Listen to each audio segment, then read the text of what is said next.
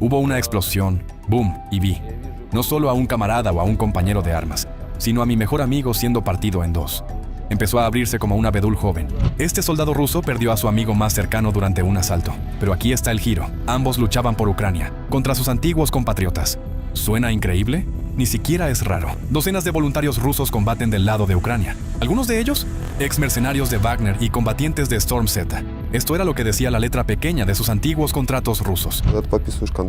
Cuando firmas el contrato, todo está especificado. Deserción, ejecución, desobedecer órdenes, ejecución, saqueo, ejecución, consumo de alcohol o drogas, ejecución. Si alguna vez los capturan, el mejor escenario, un juicio espectáculo en Rusia. El peor, una bala silenciosa del FSB. Entonces, ¿qué los lleva a arriesgarlo todo para luchar contra el ejército de Putin? Buscamos la respuesta en este video. El cuerpo de voluntarios rusos apareció por primera vez en el campo de batalla ucraniano en 2022. Son rusos que eligieron combatir al régimen de Putin, no con palabras, sino con fusiles. La mayoría de ellos, civiles convertidos en tropas de asalto. Pasaron por entrenamiento y asumieron uno de los trabajos más duros del ejército, asaltar trincheras y limpiar edificios. Ahora luchan junto a las Fuerzas Armadas de Ucrania en los sectores más calientes del frente. No somos muchos, tenemos un pelotón de asalto, un segundo pelotón de asalto y el equipo de drones. Llega una misión, la cumplimos. El primer pelotón avanza, el segundo lo sigue y avanzamos juntos. Dale al botón de me gusta, porque nos ayuda a compartir más historias de primera mano de los soldados que ahora mismo mantienen la línea. Ser un soldado de asalto significa ser el primero en entrar en combate, donde sea que empiece. Es combate cercano, limpieza de trincheras, lucha urbana. Solo hay una regla: avanzar hasta que el último enemigo haya caído. En el cuerpo de voluntarios rusos hay una regla: nunca digas no. Quien lo hace no permanece en el cuerpo. Eso es lo que me gusta. Mientras tanto, el Kremlin afirma que el cuerpo de voluntarios rusos es solo una fantasía de TikTok inventada para la propaganda ucraniana. Pero seamos realistas, esos argumentos no resisten los hechos. Tomen a este tipo, indicativo Hunt. Antes era cocinero en Belgorod, ahora asalta posiciones rusas para Ucrania. Actualmente se recupera de graves heridas tras una operación de combate. Y para que quede claro, ya ha participado en 27 misiones con el cuerpo de voluntarios rusos. En ese entonces dije que había hecho 27 misiones, pero en realidad ese número estaba mal. No entendía bien la diferencia entre simplemente salir y un asalto real. Así que en realidad son 18. De esas, liberamos varias aldeas. Una de ellas era una ciudad. Esa también cuenta en mi historial. Durante la primera misión de combate de Hunt, su grupo cayó directamente en una emboscada rusa. Se desplazaban en un convoy, vehículos blindados militares mezclados con camionetas civiles, cuando, de repente, todo se iluminó. Miro por el retrovisor y veo un Mitsubishi Pajero detrás de nosotros. ¡Boom! Una mina explota justo bajo sus ruedas traseras. Todo el vehículo sale volando de lado. Cae de nuevo sobre sus ruedas. Lo vi todo como en una película americana. Lo que siguió fue el caos. Disparos por todas partes. Era casi imposible distinguir quién era quién. Balas y metrallas surcaban el aire sobre sus cabezas. Hunt salió ileso de la zona de muerte. Pero no todos tuvieron esa suerte. Algunos de sus compañeros murieron en el acto. Un infante sobrevivió, apenas. Todos en el vehículo murieron, excepto uno. Estaba a punto de subir cuando la mina explotó. Sus piernas volaron en una dirección y el resto de su cuerpo en otra, pero, de alguna manera, sobrevivió. El siguiente asalto en el que participó Hunt fue mucho mejor. Mientras limpiaba una aldea, de repente se topó con un grupo de asalto ruso de élite, que estaba completamente desorientado y se cruzó justo en su línea de visión. Por el rabillo del ojo veo a un escuadrón de 8 o 9 rusos caminando por la orilla del río. Resultó que eran 9. Llevaban camuflaje de piel de rana, chalecos con granadas cruzadas en el pecho, AK-12, AK-TK. Mucho equipo. Los veo, me ven y se tiran al suelo. Las probabilidades no estaban a su favor, así que Hunt intentó otra táctica: juegos mentales. Mientras se ocultaban entre la vegetación, empezó a gritar órdenes. Me tiro al suelo, abrazando mi fusil con todas mis fuerzas. Literalmente estoy temblando. Y grito: ¡ríndanse, bastardos! ¡Se acabó! Somos muchos, no tienen oportunidad. ¡Están acabados! Estoy ahí pensando: ¿y ahora qué? Pero las palabras vacías solo llegan hasta cierto punto en el campo de batalla. Así que Hunt decidió respaldar el farol con balas. Empezó a disparar hacia los lugares donde pensó que los rusos se esconderían. Y acertó. Decidí arriesgarme. Me giré, disparé desde el suelo, apuntando a los lugares donde yo mismo me habría cubierto. Entonces los oigo gritar, así que vacié todo el cargador en esa dirección. Lo siguiente que escucho es: ¡nos rendimos! ¡Deja de disparar! ¿El resultado? Un alijo de armas capturadas para el cuerpo de voluntarios rusos, incluyendo AKs y pistolas, que ahora se usan contra el lado ruso. Pero no nos engañemos, ese tipo de resultado no es lo normal. En operaciones ofensivas como esta, la rendición es la excepción, no la regla. Suscríbete si valoras estas historias. Le indica a YouTube que nuestro contenido merece ser compartido y nos ayuda a crecer. Un combatiente con el indicativo Mogila y su pelotón de voluntarios rusos estaban abriéndose paso a través de las defensas rusas en el sur de Ucrania. El ejército de Putin había construido 3 líneas fortificadas allí. Cada metro era una batalla, y los combates parecían un verdadero infierno. Comienza el asalto. Mientras los muchachos avanzan, hay un enjambre de drones FPV. Nunca había visto algo así, como 20 de ellos, todos volando y explotando justo al lado tuyo. Ese tipo de asalto inevitablemente llevó a grandes bajas entre los voluntarios rusos. Algunos nunca regresaron. Éramos 8 en el grupo. Todos resultaron heridos, 300, excepto yo. Uno de nosotros murió. Sí, Kia. Fue el primero en saltar a la trinchera. Y no terminó ahí. Otro soldado fue alcanzado y quedó gravemente herido. Su vida pendía de un hilo. En el último momento, logró comunicar su posición por radio, pero con un pequeño problema. Pensé que cosas así solo pasaban en las películas. El tipo está en la radio gritando: «Joder, me estoy muriendo. Vengan por mí. Estoy desangrándome. Me voy a desmayar. Estoy aquí». Los muchachos fueron a buscarlo, pero él estaba en otro lugar. Su equipo intentó llegar hasta él, pero fue demasiado tarde. Se quedó en silencio en la radio. Solo lo encontraron al día siguiente. Resulta que, al retirarse, tomó una ruta diferente. Usó un vehículo destruido como punto de referencia. Pero había otro vehículo destruido igual detrás de la línea de árboles. Esta misión también marcó la primera vez que los combatientes del cuerpo de voluntarios rusos se enfrentaron a proyectiles de fósforo blanco. Estas municiones están prohibidas por las convenciones de Ginebra. No solo hieren con metralla, pueden causar quemaduras horribles e incluso derretir los pulmones si se inhalan. Todos resultaron heridos, sin agua, sin nada. Estábamos bajo fuego de artillería. Me alcanzó el fósforo por primera vez. Lo peor, ver a tus compañeros heridos necesitando desesperadamente una evacuación, sabiendo que no hay forma de sacarlos. El terreno estaba completamente abierto y el fuego enemigo era implacable. Cada vehículo se convertía en un blanco móvil. Ir dentro era como sentarse sobre un barril de pólvora con la mecha encendida. Llamo al mando por radio. Tenemos un herido crítico. Necesitamos una evacuación urgente. Pero hay un problema. Entre nosotros y el vehículo hay una milla. 1,5 kilómetros, de terreno donde no puede avanzar por minas antitanque y misiles guiados. A pesar de todo en contra, las tropas de asalto del cuerpo de voluntarios rusos nunca bajaron las armas. Siguieron combatiendo, aunque cada misión se sentía como un billete solo de ida. Básicamente caminas hacia la muerte. Hay un 99% de posibilidades de que no regreses. Una de las misiones más difíciles fue cuando las tropas del cuerpo de voluntarios rusos ayudaron a las Fuerzas Armadas de Ucrania a mantener los flancos cerca de Avdiivka. Cubrían la retirada de las fuerzas principales bajo fuego. Los rusos intentaban cercar a las brigadas ucranianas y no escatimaban ni munición ni personal. Teníamos la orden de eliminar al enemigo y asegurar posiciones cerca de la planta de coque. Fui el primero en desembarcar del Bradley. Avanzamos por las vías del tren. Un combatiente con el indicativo Aibar cubría a sus compañeros con una ametralladora. Su tarea era suprimir el fuego ruso para que el equipo de asalto pudiera llegar a las trincheras y establecer el control sin enfrentar una resistencia fuerte. Yo era el segundo tirador en la ametralladora. Tomamos posición de fuego y comenzamos a cubrir la entrada del primer grupo en las trincheras. Abrimos fuego sobre las posiciones rusas. Entonces comenzó el bombardeo de morteros. En respuesta, los rusos lanzaron un ataque de mortero. No les faltaba munición y castigaron la zona sin piedad. Un proyectil cayó cerca de mi pierna izquierda. Me hizo volcar. Empecé a gritar que era un 300. Me puse un torniquete. Sentí un dolor agudo en la pierna izquierda. Para salvar la vida de Aibar, sus compañeros empezaron a arrastrarlo fuera de la zona roja, pero no fue fácil. Los morteros, ya calibrados, seguían cayendo alrededor y cualquiera podía ser la próxima baja. Me arrastraron por el barro. Yo también intenté gatear. 5 metros hasta el Bradley. Luego me desplomé de cara al suelo, completamente agotado. El bombardeo se intensificó tanto que las explosiones se acercaban con cada paso. En esos momentos, incluso estar cerca de otra persona se vuelve mortal. Hay que mantener distancia para evitar que un solo mortero alcance a ambos. Así que la infantería tuvo que retroceder e intentar suprimir a las fuerzas rusas que posiblemente avanzaban en el sector. Los muchachos se adentraron más en la arboleda, lejos del vehículo porque el bombardeo no cesaba. Gritaban, ¡Ivar! Te quedan 5 metros para arrastrarte. Creo que me quedé ahí 15 segundos para recomponerme. Luego el tirador gritó, ¡Vamos, Ivar! ¡Tú puedes! Me puse a 4 patas y gateé hasta el vehículo.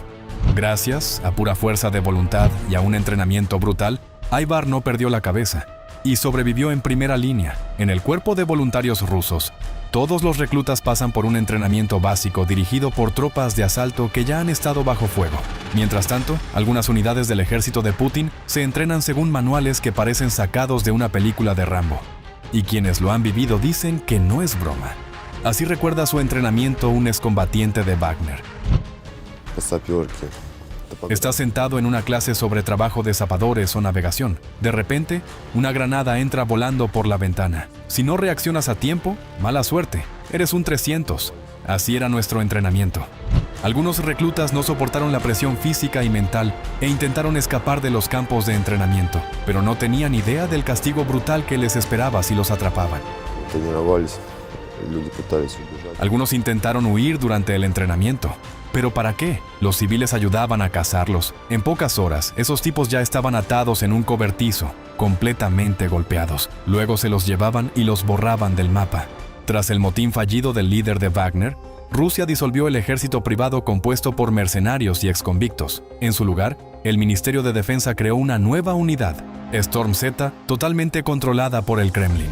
Y si pensabas que su entrenamiento sería mejor, solo escucha lo que presenció un exinfante.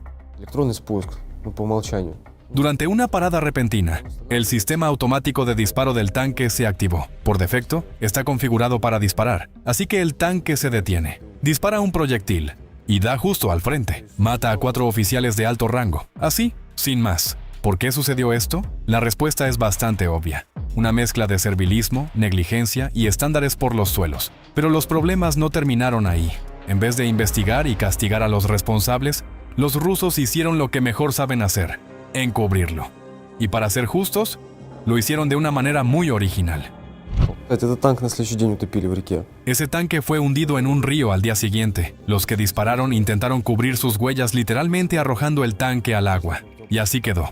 En solo 2 días, Storm Z perdió un T-72 y 4 oficiales superiores. En cuanto al liderazgo, Storm Z no es muy diferente de Wagner. El miedo y la brutalidad son sus herramientas principales para mantener la disciplina. Sinceramente, los castigos en Storm Z son bastante creativos. Disparos en las orejas, palizas con palos, ser arrojado a fosas. A mí también me lo hicieron. Este tipo dejó su unidad sin permiso para visitar a sus padres. En un ejército occidental, enfrentaría algún tipo de sanción disciplinaria. Pero en Rusia es otro mundo. Sus comandantes idearon una lección que no olvidará. Nos arrojaron a una fosa, bajo la lluvia, sin comida, sin ropa, nada. Eso fue todo. Dime, ¿cómo crees que rinde un soldado después de ese tipo de entrenamiento? Sí, nosotros también somos escépticos. Los reclutas de Storm Z son en su mayoría exconvictos. Su máxima prioridad no es luchar por Rusia, es salir de prisión. El plan, terminar el entrenamiento básico, ser desplegados y luego desertar a la primera oportunidad. El problema es que es difícil huir cuando las balas silban por encima de tu cabeza. En el frente, entre 100 y 120 personas murieron en solo 8 horas. Lo vi con mis propios ojos. Llegan 20 tipos, el enemigo abre fuego, entran en pánico y se dispersan. Algunos literalmente corrieron hacia los campos de minas. Wagner no era mucho mejor. Primero, los comandantes les decían a los convictos que se quedarían en la retaguardia. En realidad, los lanzaban directamente a asaltos suicidas. Cualquier vacilación se encontraba con una elección simple: obedecer órdenes o morir en el intento. Éramos solo carne para la picadora. No existía el retroceso. Desobedecías, eras un 0. Retrocedías, eras un 0. Y 0 significaba una bala. Un tipo empezó a cuestionar las cosas, así que lo enviaron al frente y simplemente lo ejecutaron. Estas tácticas vienen de lejos, directamente de la Segunda Guerra Mundial. Cuando el frente soviético colapsaba bajo la ofensiva alemana, los oficiales de Stalin recibieron la orden de mantener la línea a cualquier precio. Eso incluía ejecuciones públicas de desertores para dar ejemplo. 8 décadas después, nada ha cambiado. Mismo ejército, mismos métodos. Hubo 2 desertores que se negaron a cumplir una orden. Uno de ellos regresó a la base, cavó su propia tumba y lo ejecutaron. Esa es la motivación moderna en el ejército ruso: dinero y miedo. Pero esto no funciona con el cuerpo de voluntarios rusos. Estos hombres se mueven por algo completamente diferente: ideales y convicción. Son idealistas. No están aquí por dinero, papeles o por buscar emociones en la guerra. Vinieron a luchar, a oponerse a todo lo que viene del este. Luchan no solo para defender Ucrania, sino para llevar la guerra de vuelta a Rusia. Para ellos, no se trata solo de recuperar territorio ucraniano, se trata de liberar su propia patria también. Creen que el único lenguaje que entiende el Kremlin no son las negociaciones de paz, sino el fuego automático de un Kalashnikov. Ante todo, el cuerpo de voluntarios rusos lucha por la libertad de Ucrania. Esa es nuestra misión, el primer paso. El objetivo es la victoria ucraniana, en los términos de Ucrania. Pero para muchos de estos voluntarios, la guerra no termina en el frente. Su próxima misión es la justicia: encontrar y juzgar a todos los responsables de crímenes de guerra. Queremos ver justicia real, tribunales, reparaciones y responsabilidad para todos los implicados del lado ruso en esta guerra.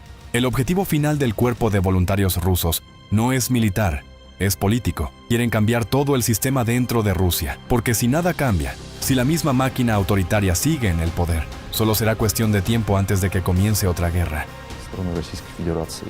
El siguiente paso es desmantelar el régimen ruso actual, por completo. Una purga total, la deconstrucción total del sistema. Y no solo hay rusos luchando por Ucrania, hay voluntarios de todo el mundo aquí. ¿A quién deberíamos cubrir en la próxima historia? Deja tus sugerencias en los comentarios y elegiremos las más votadas para nuestro próximo reportaje.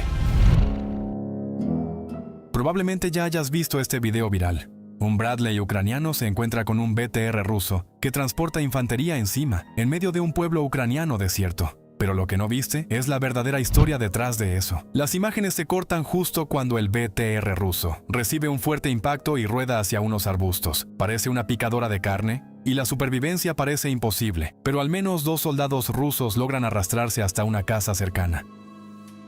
La pregunta es, ¿cuántos más siguen vivos? Resulta que hay un verdadero nido de rusos ahí dentro. Los combates en ese pueblo duraron semanas, una batalla tras otra.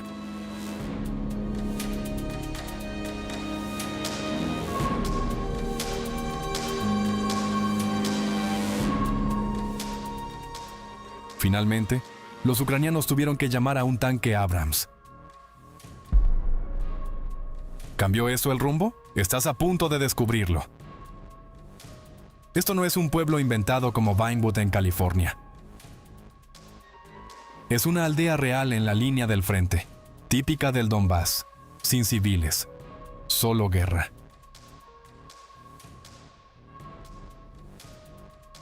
Justo después del extraño encuentro con el BTR, el Bradley retrocede casi sin daños. Pero el reconocimiento aéreo informa que hay sobrevivientes en la zona.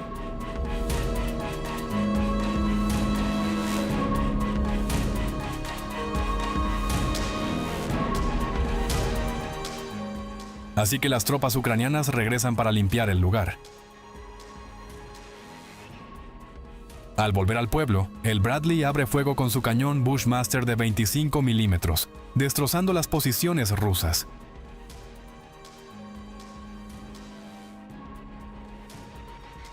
Y es entonces cuando descubren algo. Los rusos habían estado usando la casa abandonada como depósito de municiones. Y cuando las municiones comienzan a explotar, la detonación es épica.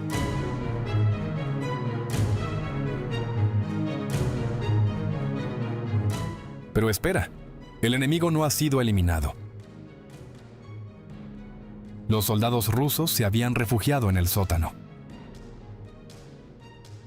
del tipo que los aldeanos ucranianos usan para guardar papas, fresco en verano, cálido en invierno, y normalmente lleno de frascos con mermeladas caseras, pepinillos, tomates, tal vez incluso un poco de tocino ahumado. Salo, si sabes de qué hablo. Dale like si alguna vez has estado en un sótano ucraniano así. El punto es que un sótano es un paraíso. Y una vez que la infantería entra ahí, pueden esperar el apocalipsis.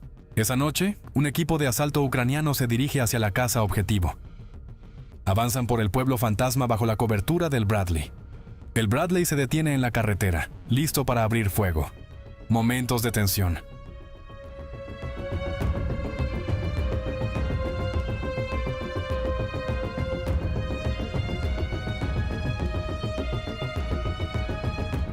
Encuentran a los rusos atrincherados en el sótano. Les ofrecen la oportunidad de rendirse.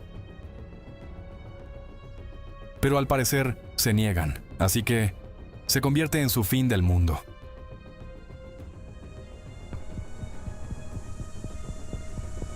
El sótano explota.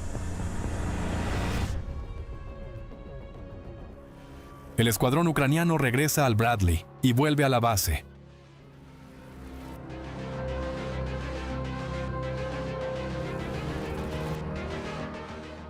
¿Victoria? Aún no. Pocos días después, los rusos lo intentaron de nuevo, esta vez con 2 BTR, intentando dejar infantería en el mismo pueblo. Pero ahora los Bradley los esperaban. Los destruyeron antes de que siquiera alcanzaran las afueras.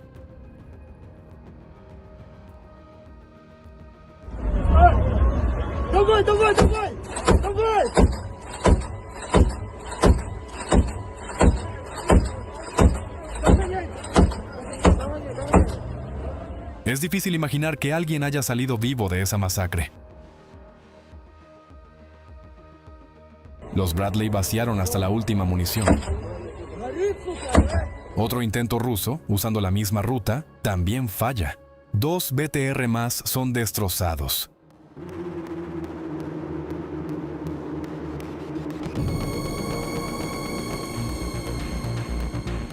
Su infantería intenta huir, pero ¿a dónde correr en un campo abierto?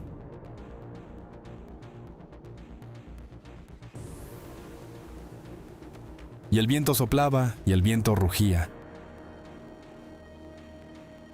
Unos días después, otro intento. Esta vez, un MTLB ruso logra abrirse paso y descarga tropas entre los arbustos cerca de unas casas abandonadas.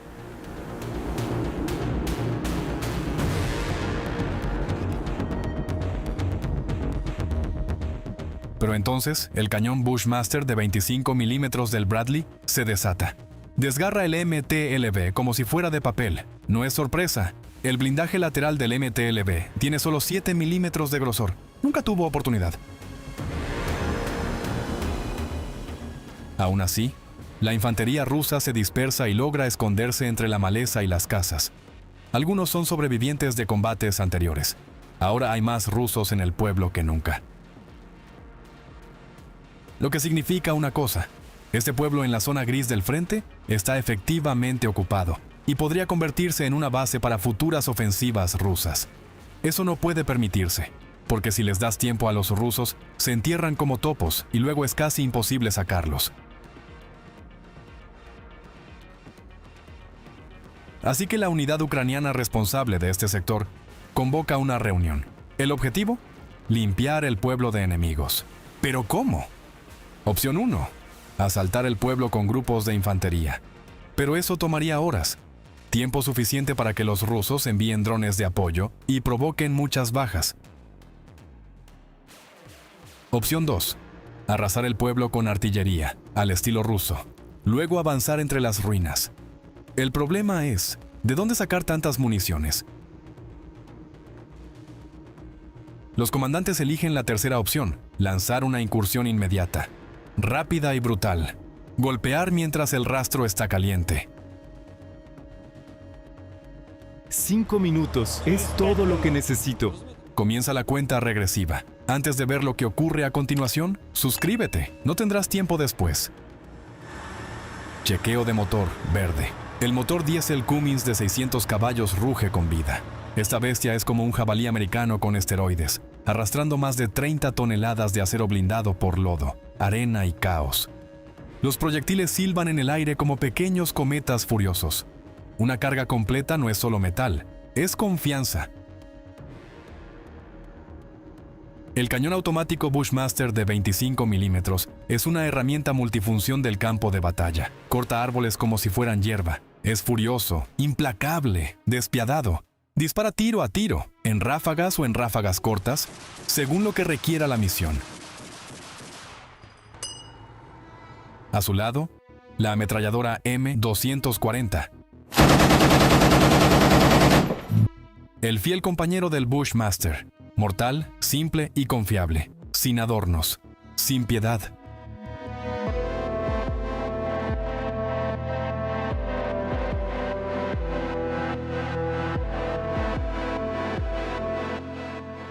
Así lucha este dúo. El bosque queda atrás. Los Bradley dejan la cobertura y avanzan a campo abierto. Ahora es peligroso. En terreno plano, los drones enemigos siempre observan, pero no hay marcha atrás.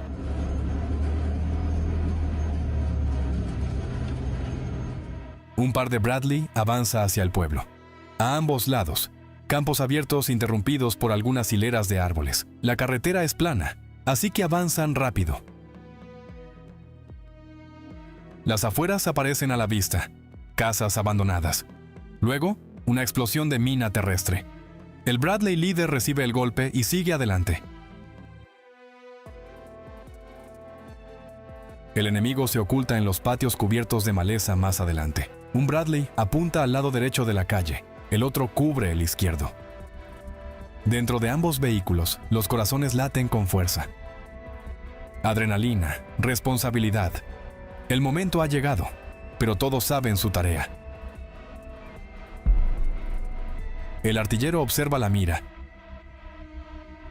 El conductor sujeta los mandos y el comandante espera el momento exacto para dar la orden.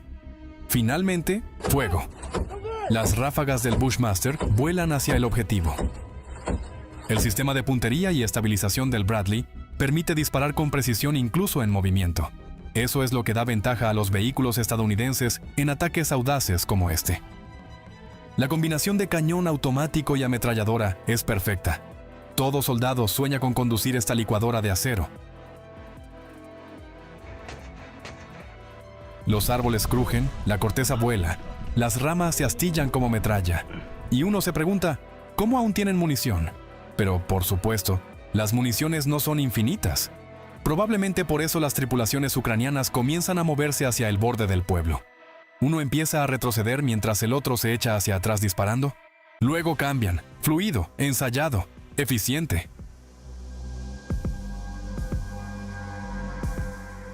Y entonces, ¿qué demonios es eso? ¿Algún ruso loco intentando acercarse sigilosamente al Bradley? Parece que sí. Claramente no lleva armamento antitanque. ¿Cuál era su plan? Nunca lo sabremos, porque el video se corta justo ahí.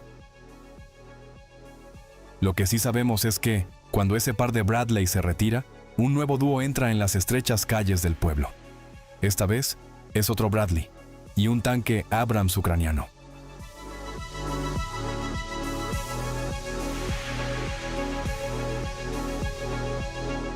El sonido de su motor ruge como un trueno que emerge desde el subsuelo. El tipo de trueno que despierta a los muertos en el infierno. Tenemos un video aparte en nuestro canal donde las tropas ucranianas cuentan cómo es operar el Abrams, pero nos mantendremos centrados en esta batalla.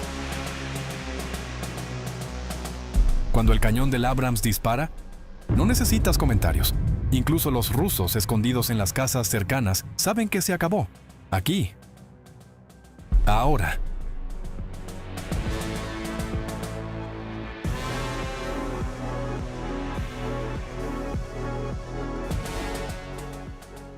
Y sobre el fondo de humo y casas destrozadas, suena el golpe final. ¡Bum! Pero la lucha por este pueblo aún no termina. Mira, el cielo sobre las casas destruidas está pesado. Los árboles, pelados, tal vez por el otoño, tal vez por el fuego del Bushmaster. Y aún así, los rusos intentan desembarcar más infantería, sin posibilidad de sobrevivir. El infierno debe estar llenándose. Puedes ver el resultado tú mismo.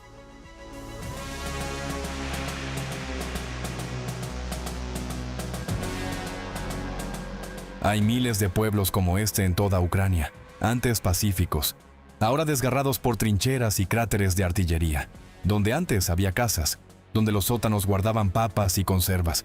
Ahora solo queda tierra quemada.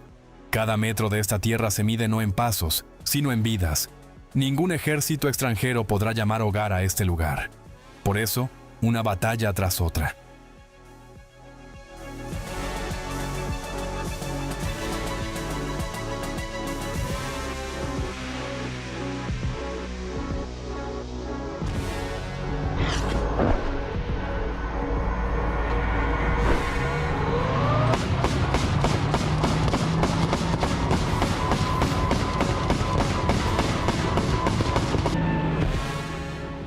Gracias por mirar. No olvides darle like. Importa no solo para nosotros, sino también para el algoritmo de YouTube.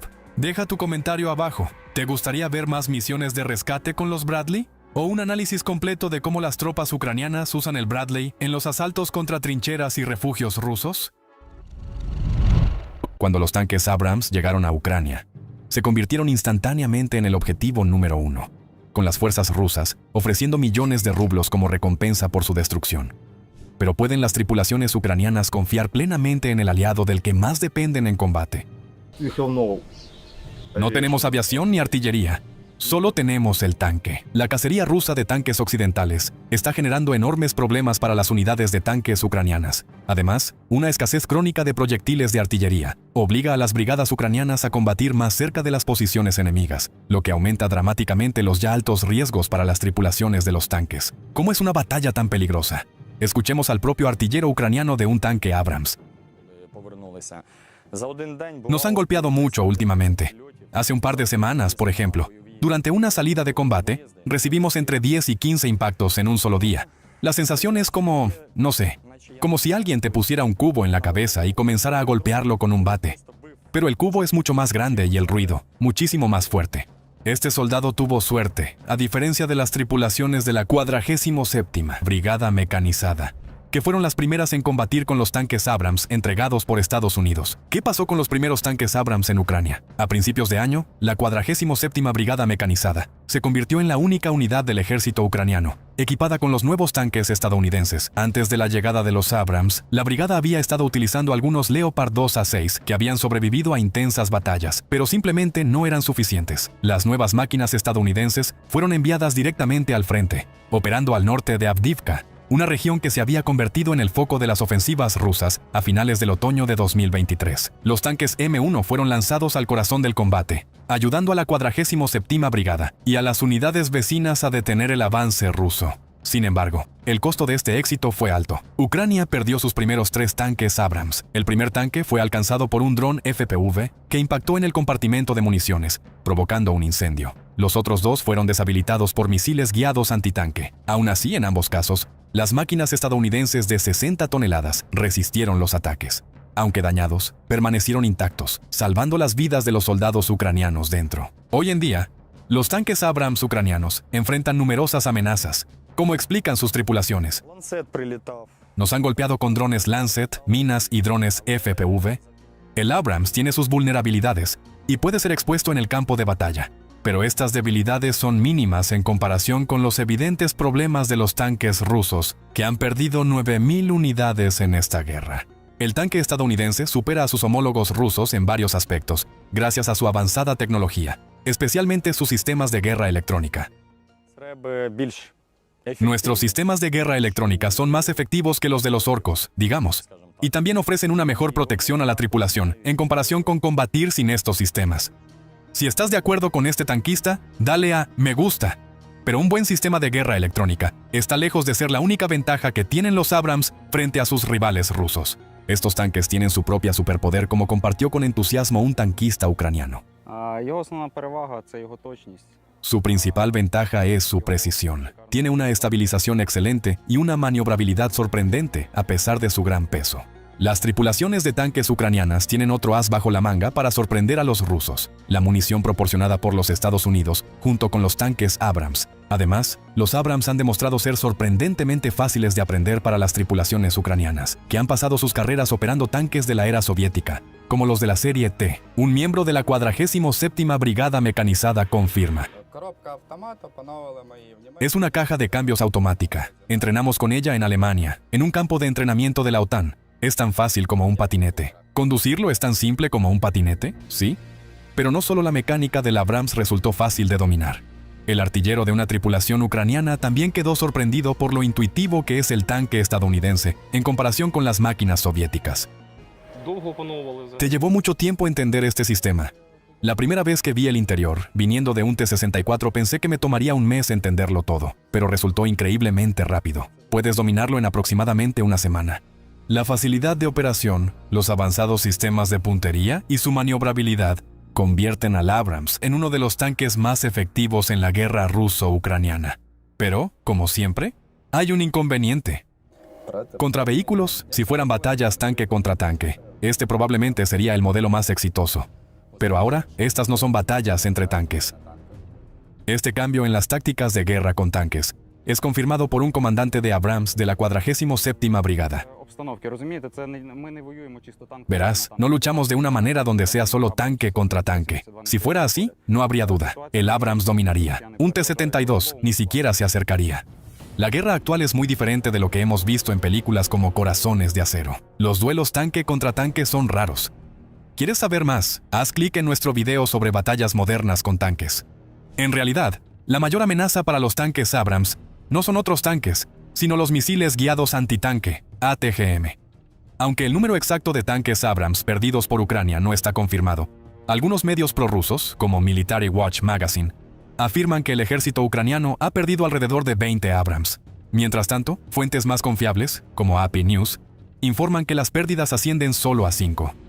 De cualquier manera, este número es significativo, considerando que Ucrania recibió apenas 31 tanques Abrams en total. La mayoría de las pérdidas de Abrams ocurrieron debido a los misiles guiados antitanque, ATGM, en particular el sistema Kornet. No es la primera vez que los tanques Abrams enfrentan esta amenaza. En 2016, Arabia Saudita perdió 20 tanques Abrams en combates contra los rebeldes hutíes en Yemen. En aquel entonces, los hutíes destruyeron un Abrams tras otro utilizando ATGM de la era soviética, guiados por cable, con un alcance de hasta 3 kilómetros. La principal causa de esas pérdidas se atribuyó a estrategias defectuosas que no consideraron las condiciones del combate moderno. Primero, las tripulaciones sauditas disparaban en movimiento en lugar de hacerlo desde posiciones cubiertas. Segundo, los tanques operaban con frecuencia sin el apoyo adecuado, convirtiéndolos en blancos fáciles. Esperamos que sea más fácil para ti darle clic al botón de suscribirse para obtener información precisa y oportuna sobre la guerra en Ucrania. Al igual que Arabia Saudita, los tanques Abrams de Ucrania se ven obligados a asumir riesgos significativos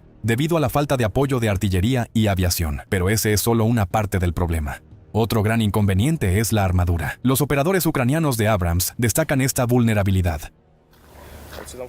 Desafortunadamente, nuestra modificación no tiene la armadura adecuada. Ese es su mayor inconveniente ahora mismo. Como tripulación y como batallón, lo primero que queremos de nuestros socios estadounidenses es que nos proporcionen armadura dinámica para proteger no solo los costados, sino también la torreta. Esto mejoraría la supervivencia de la tripulación. El problema radica en que Estados Unidos envió modelos más antiguos de Abrams M1A1 a Ucrania, que carecen de la armadura moderna con uranio empobrecido, y no incluyen los kits de ARAT, Advanced Reactive Armor Tiles. Según Military Watch, esto se debe a las políticas de exportación de Estados Unidos, que restringen la compartición de tecnologías sensibles, incluso con aliados. Entonces, ¿qué haces cuando la protección de la tripulación y el tanque se vuelve crítica? Las fuerzas ucranianas encontraron una solución mediante adaptaciones locales. Los tripulantes han estado instalando bloques de armadura reactiva explosiva Contact 1 en sus Abrams. Estos bloques han demostrado ser altamente efectivos para proporcionar protección. Decidimos agregar cajas locales llenas con protección Contact 1. Es una armadura dinámica que nos protege de chorros acumulativos, impactos fuertes o drones FPV. También añadimos rejillas a los tanques que nos protegen de ataques FPV o fuego de mortero. Cada parte de las cajas cubiertas por estas rejillas ha sido probada y realmente ayuda. ¿Pero es eso suficiente para garantizar la preparación para el combate? Más allá de la armadura, la logística y el mantenimiento plantean desafíos serios. El Abrams utiliza un motor de turbina de gas, conocido por su alto consumo de combustible. Requiere un tanque completo de 500 galones, consumiendo aproximadamente 2 litros por kilómetro en terrenos accidentados y hasta 10 galones por hora en ralentí. A esto se suma que estos motores son sensibles a la contaminación y propensos al desgaste debido a las altas temperaturas y las duras condiciones operativas. Esto exige un mantenimiento frecuente para evitar averías. lo que complica su uso en combates prolongados. Incluso el error más pequeño puede inutilizar un motor de $1 millón. Y lo mismo ocurre con los sistemas electrónicos avanzados del Abrams, como los visores térmicos independientes, las computadoras balísticas y otros componentes complejos. Con un número tan limitado de tanques Abrams en el arsenal de Ucrania, incluso esperar reparaciones de unas pocas unidades puede causar problemas significativos. El mayor desafío de los Abrams en Ucrania es sin duda su cantidad. A pesar de que miles de estos tanques están en servicio en todo el mundo, Ucrania solo recibió 31 unidades. Sin embargo, el 17 de octubre surgieron informes de que Australia planea enviar 49 Abrams de su flota, comprados a Estados Unidos en 2006. Aunque este número no cambiará drásticamente el curso de la guerra. Cada tanque adicional mejora las posibilidades de los soldados ucranianos en el campo de batalla. Los Abrams australianos son del modelo M1A1, SA equipados con sistemas modernos de puntería, incluyendo imagen térmica, lo que los hace particularmente efectivos en combates nocturnos.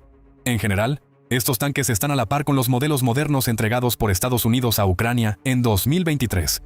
Inicialmente, se esperaba que Ucrania recibiera tanques M1A2, pero debido al largo proceso de preparación, se tomó la decisión de enviar en su lugar los M1A1 SA.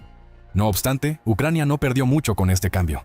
De hecho, todos los tanques M1A2, producidos después del año 2000, no se construyen desde cero, sino que son versiones mejoradas de los modelos M1 o M1A1 que estaban en almacenamiento. Mientras tanto, los tanques M1A1 SA entregados están armados con un cañón liso de 120 mm M256, capaz de cargar 40 proyectiles. El sistema de puntería principal del artillero incluye un avanzado telémetro láser y una cámara de imágenes térmicas, además de contar con estabilización de doble eje para mejorar la precisión. Aunque es temprano para hablar de construir una flota grande de tanques occidentales en el arsenal ucraniano, el país está adquiriendo gradualmente vehículos de combate modernos, que complementan sus modelos de la era soviética. ¿Qué tanques crees que serían los más efectivos para los defensores de Ucrania? Comparte tus pensamientos en los comentarios. Definitivamente fue, ya sabes, mucho más caótico, mucho más intenso que cualquier tipo de operación en la que hubiera participado antes. 3 voluntarios canadienses recibieron su bautismo de fuego en el este de Ucrania, combatiendo junto a la tercera brigada de asalto, junto a sus hermanos de armas ucranianos. Defendieron un sector urbano donde la proporción de fuerzas era de 5-1 a favor de Rusia. Arriesgando sus vidas, los canadienses cubrieron la retirada de unidades amigas bajo fuego intenso. Durante la misión, no solo adquirieron experiencia directa en combate urbano, sino también sufrieron heridas graves.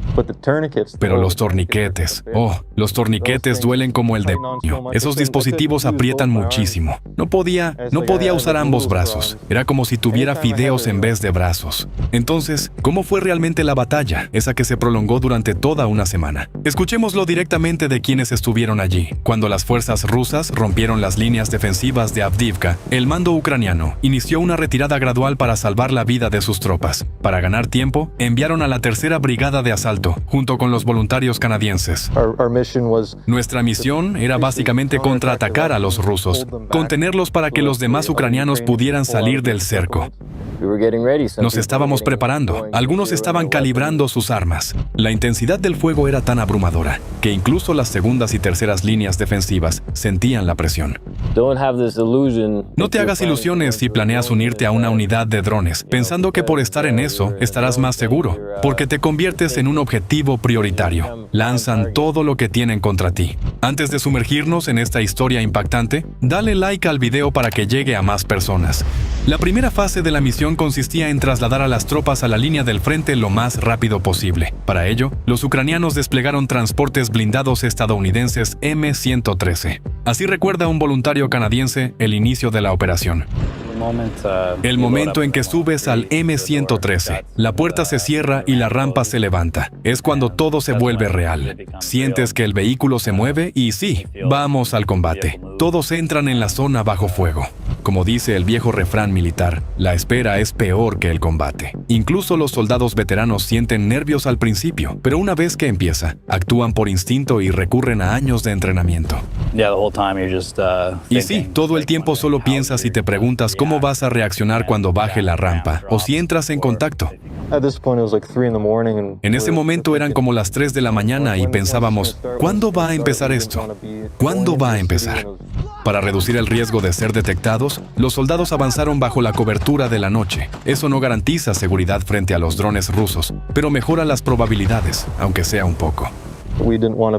No queríamos entrar a la ciudad de día porque la carretera hacia Avdiivka se estaba estrechando cada vez más. Era muy fácil recibir fuego de artillería o cualquier otro tipo de apoyo de fuego, así que era muy arriesgado entrar. Pero esta guerra se desarrolla prácticamente en tiempo real, y a mitad de camino, un dron de reconocimiento ruso detectó movimiento. Los soldados sabían que era cuestión de minutos antes de que comenzara el bombardeo.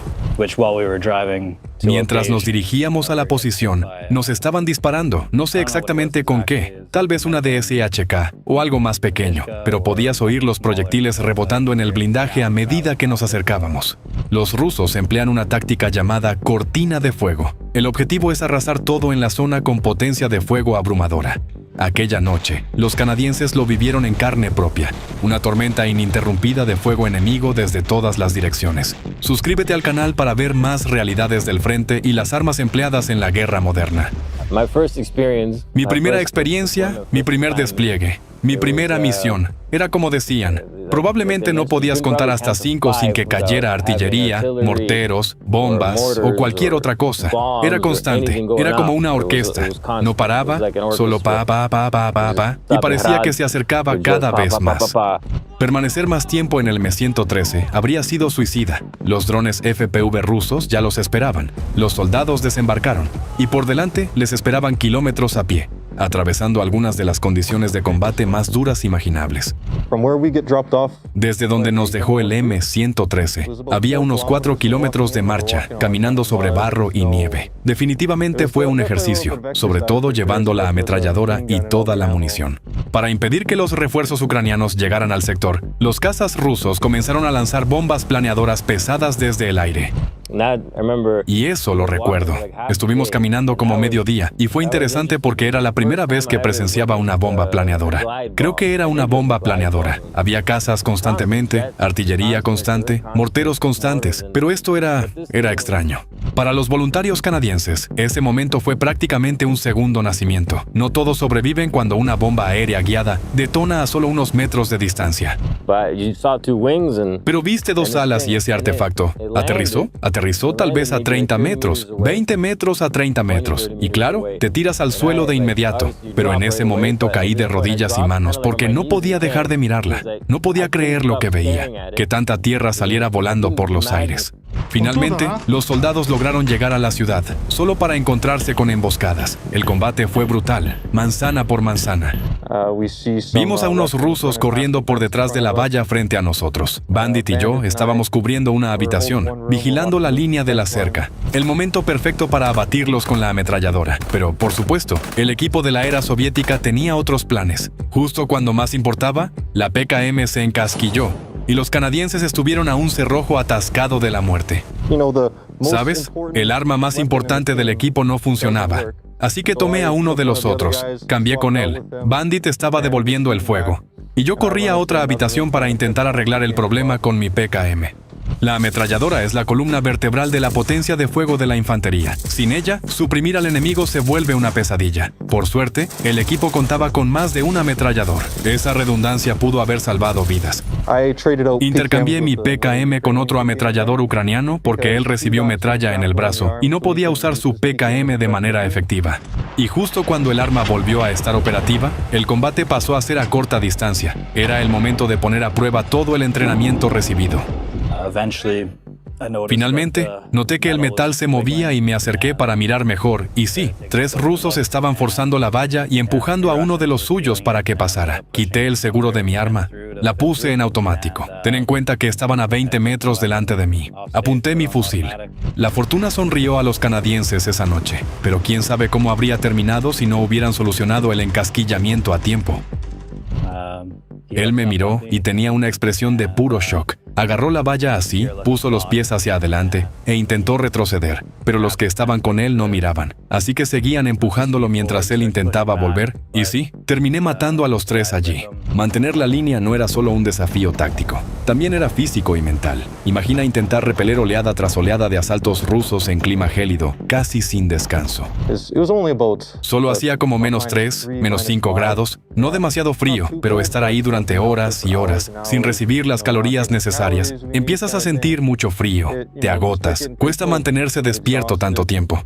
Así era casi todas las noches, algunas más frías que otras. Nadie pensaba en retirarse. Ceder terreno significaba poner en riesgo la vida de tus compañeros.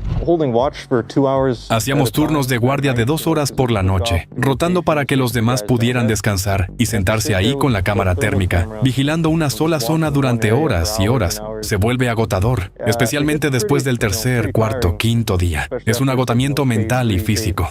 El bombardeo ruso nunca cesaba, la presión solo aumentaba y a veces los proyectiles caían peligrosamente cerca. Sí, 2 proyectiles impactaron directamente en nuestro edificio. Por suerte, todos salieron ilesos, pero sí, te sacude bastante, te hace pensar, joder. Y no importa cuán duro o experimentado seas, cuando todo el arsenal ruso vuela hacia ti, nadie es invencible. Así que empecé a gritar, estoy 300, estoy herido, y gritaba el nombre de un compañero que ni siquiera estaba ahí. Gritaba algo como, Archie, pero ese tipo ni siquiera estaba. Pero incluso con el suelo temblando bajo sus pies, el soldado canadiense mantuvo la calma. Su formación en primeros auxilios de combate y un torniquete de calidad marcaron la diferencia. Pero incluso estando en esa situación, mi primera reacción fue tirarme de espaldas, sacar mi torniquete y aplicarlo de inmediato. Por supuesto, el caos no terminó ahí. Todavía tenían que evacuar a los heridos, utilizando vehículos civiles para llegar hasta los M113 más cercanos. En cuanto empezamos a conducir, literalmente no pasaron ni 2 o 3 segundos. ¿Lo ves? Intenta esto. Y de repente todos los frenos fallaron. El coche se quedó sin frenos por completo, y hasta ese momento habían funcionado. Y cuando finalmente llegaron al punto donde los M113 debían recogerlos, sorpresa, sorpresa, las noticias empeoraron. Y entonces nos informaron que los M113 ya no podían sacarnos de allí. Era demasiado arriesgado, había demasiado fuego de artillería en la carretera. Tuvimos que salir a pie por una carretera abierta. Esa carretera rápidamente recibió un apodo, la autopista de la muerte. Vehículos calcinados bordeaban el camino y los proyectiles explotaban sin parar. Cada 10 o 20 metros que avanzabas, caía un proyectil justo al lado.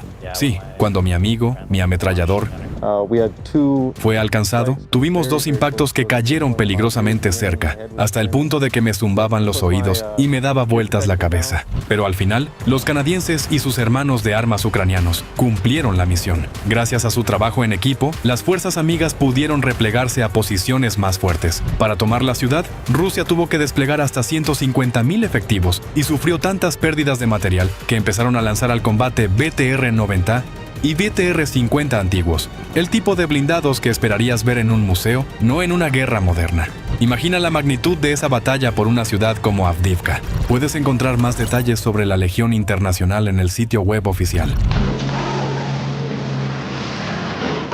Acercarse silenciosamente, lanzarse rápidamente con dientes afilados, morder y arrastrar la presa a un lado.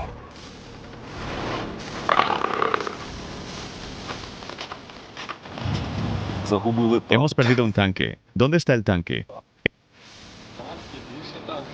El leopardo se ha perdido en el bosque.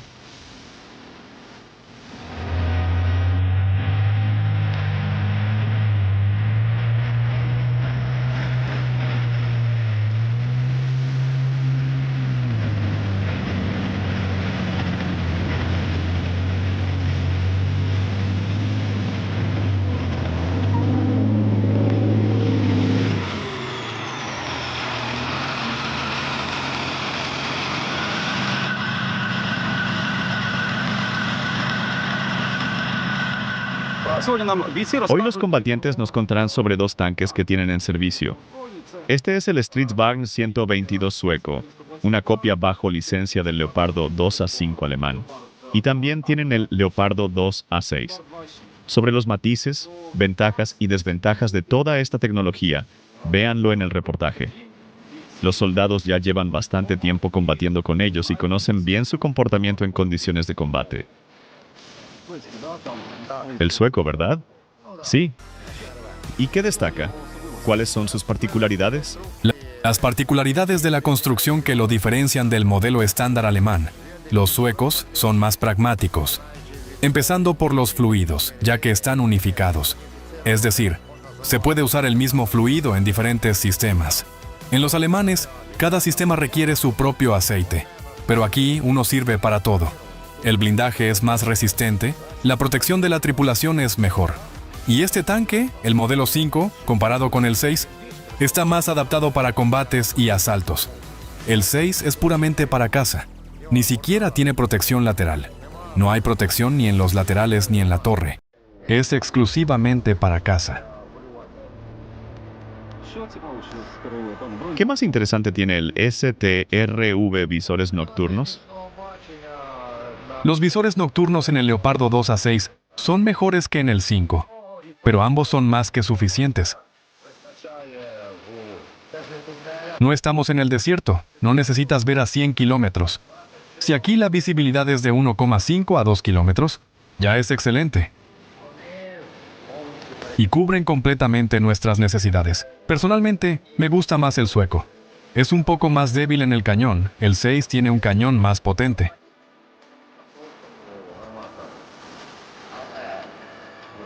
Pero está más adaptado a nuestras condiciones. El Leopardo 6 es, por así decirlo, un intelectual en el mundo de los tanques. Necesita asfalto, superficie plana, buen aire. Y este es más un trabajador, más adaptado a nuestro clima y condiciones. Aunque su cañón es más débil. Si tuviera un cañón más potente, sería definitivamente mejor que el Leopardo 6.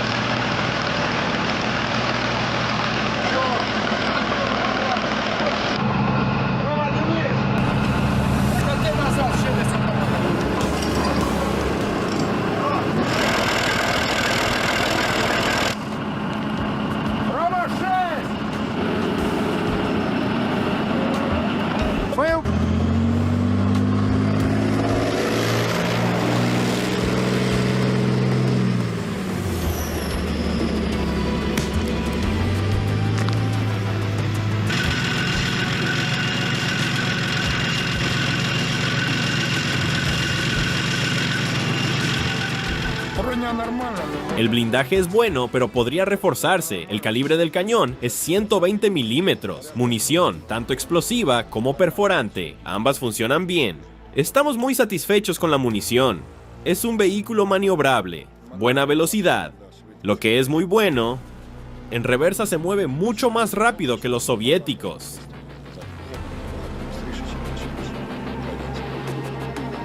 Se puede disparar y retirarse rápidamente. Tiene cámara de visión trasera, se puede desmontar el periscopio. El comandante guía al conductor si no ve algo. Muy bien.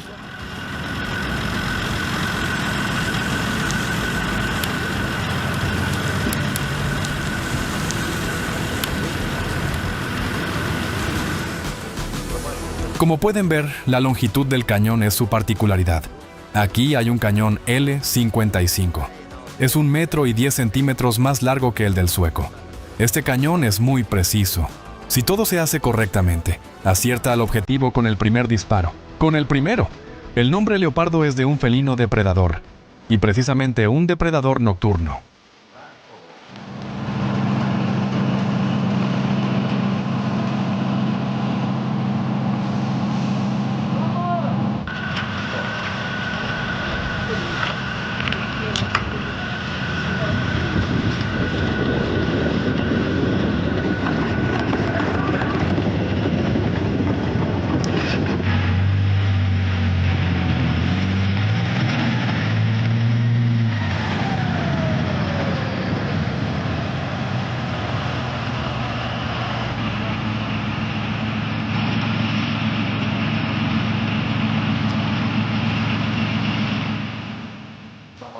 Patas suaves, gran velocidad, golpe, retirada. Esa es la táctica de este vehículo. Muestra que es un cazador. Y precisamente un cazador nocturno. Tiene excelentes visores nocturnos. ¡Excelentes! Tiene tanto visor térmico como óptico convencional, ambos de muy alta calidad. Y gracias a estos dispositivos, más el cañón Rheinmetall, todo está hecho para cazar. No para atacar de frente, no para aplastar trincheras con las orugas.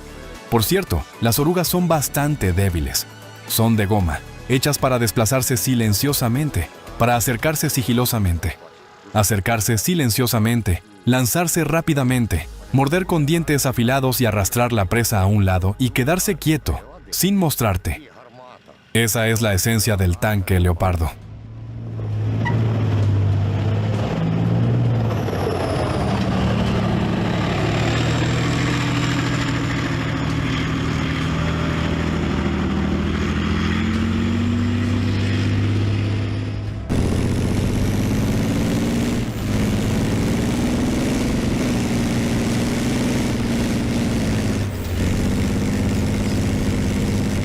Hoy en Army TV tenemos un invitado especial. Les presentamos el tanque alemán Leopardo en servicio con la 33ª Brigada.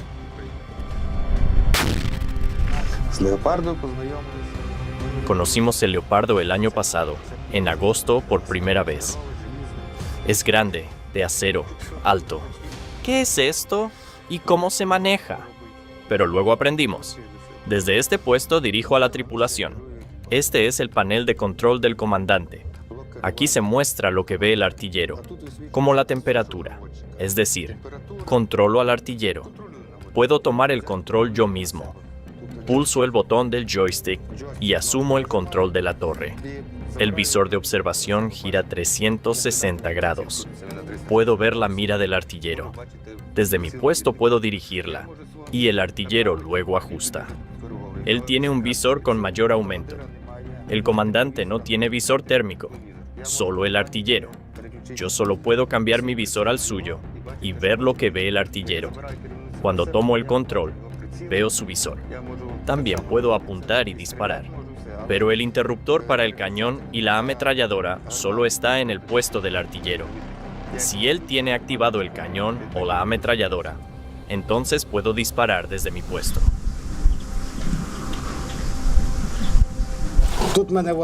Aquí tengo esto. Lo llamamos Cheburashka. ¿Cheburashka? Sí. Lo llamamos Cheburashka porque parece que tiene solo orejas. Giras a la derecha y la torre gira a la derecha. Giras a la izquierda y la torre gira a la izquierda. Hacia abajo, el cañón baja. Hacia arriba, el cañón sube. Apunto al objetivo. Si el objetivo se mueve, mantengo presionados estos botones durante 3 a 6 segundos. El ordenador lo fija y luego sigue automáticamente el objetivo. Puedo retroceder, girar y el cañón seguirá apuntando en la misma dirección.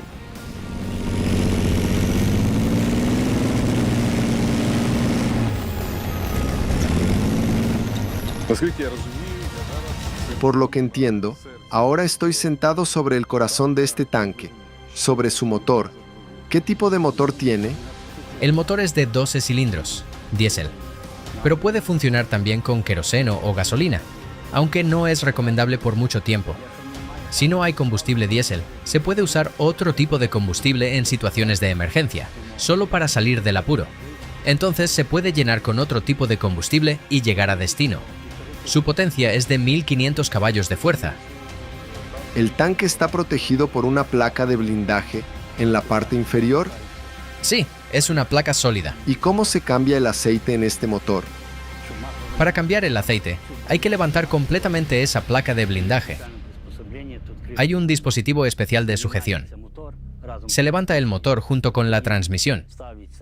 Luego se coloca en una mesa especial. Los extranjeros no nos enseñaron esto. No lo sabían, ni lo hacían ellos mismos. Así es como nuestros ucranianos. Soldados dominan la tecnología extranjera y la adaptan a nuestras condiciones de uso.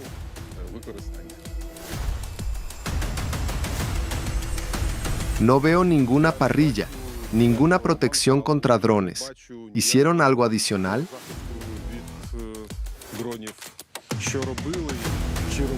Tiene instalado un sistema de guerra electrónica contra drones, y a los lados se ha añadido protección contra cargas huecas. Eso lo instalamos nosotros mismos. ¿Y por qué no pusieron una parrilla? Lo intentamos, pero la construcción aquí es tal que la torre y el cañón no se pueden plegar de ninguna manera para poder entrar en una arboleda.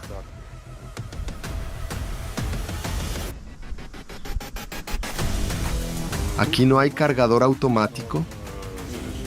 No, aquí no hay.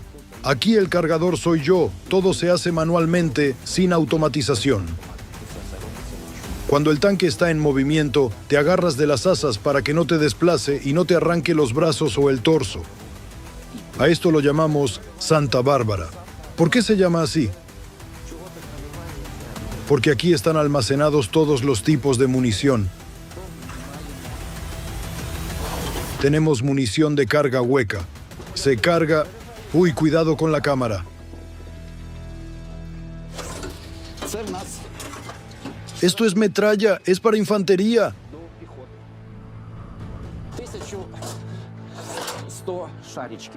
Dentro de un proyectil hay 1100 bolas que se dispersan al explotar. Y también hay munición perforante.